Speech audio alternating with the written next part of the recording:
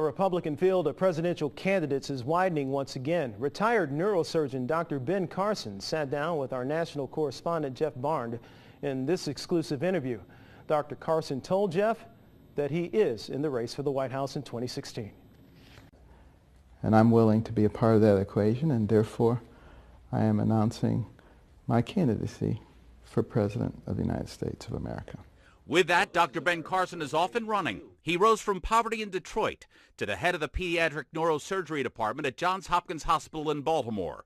He's now retired from medicine. Many people have suggested to me that I should run for president, even though I'm not a politician.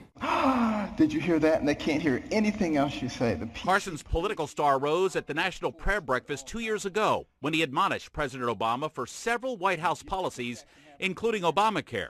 I began to ask myself, why are people clamoring for me to do this? I represented a lot of the same thoughts that they have. I'm not 100% sure that politics as usual is going to save us.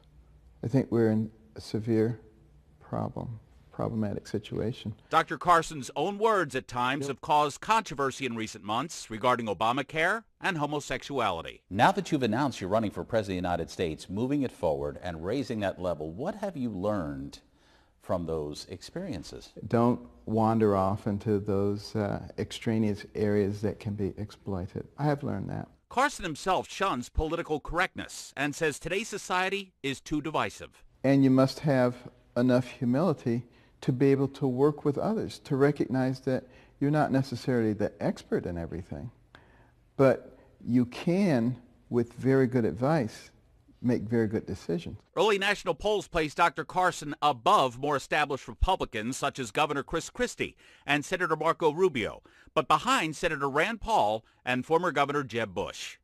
I'm Jeff Barnes reporting. Quick note here, our Washington, D.C. reporters have extended invitations for one-on-one interviews to all candidates who announce a run for a presidential nomination. We're going to continue to do that as more candidates announce.